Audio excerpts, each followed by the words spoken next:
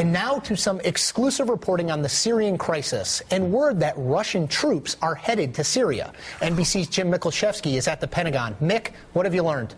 Chris, U.S. officials tell NBC News that a Russian ship carrying Russian military forces is making its way out of the Black Sea and headed to the Russian port city there in Syria, the only deep-water port for Russia outside its own borders. Now, to be clear, these officials are not indicating that these are any kind of large numbers of combat forces that intend to get directly involved in the fighting there in Syria, but instead they describe it as a small contingent of armed military that are headed to Syria to provide security for Russian assets, ships, and their base there at that port city in Syria. There's no sign here, to be clear, that the Russians intend to get directly involved in any of the fighting there. Nevertheless, some already see the move of sending even a handful of Russian forces there as somewhat provocative. And there's a little bit of confusion about Secretary of State Hillary Clinton's claim earlier this week that the Russians were sending additional attack helicopters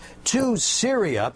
Some claim that that intelligence is still good, but we're also being told this morning that it appears that, as the Russians claim, the Russians are only sending helicopter parts to repair or equip those helicopters that the Syrians already received from the Russians. Nevertheless, officials even see parts contributing to the Syrian war effort there. And just very quickly, even though the Pentagon is looking at all possible contingencies, not planning yet, but looking at all possible contingencies for any kind of military intervention in Syria, a senior Pentagon official here told us today that the White House, President Obama, has not asked for any military plans to intervene in any way in Syria. Chris.